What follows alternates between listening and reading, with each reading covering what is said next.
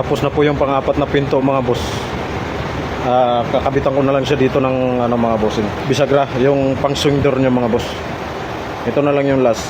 Yun naman yung pangatlo. Yung dalawa pinipinturahan ng mga bossing. Babawasan ko po dito mga bossing yan.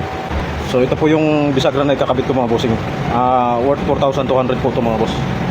Bisagra, ang nakalagay po sa kanya mga bossing, horizontal spring pivot mga boss. Makini.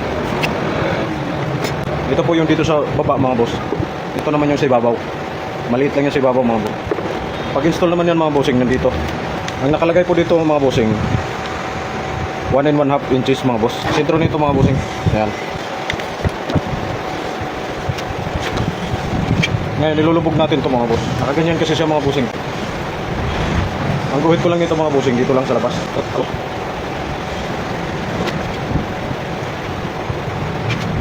So,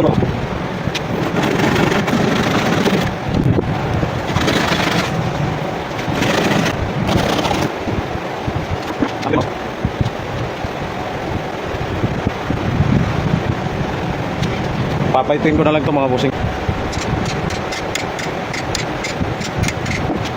Ito na lang ginagamit ko mga boss. Ito kasi walang subo. Matalim sana kaso lang madaling mapurol.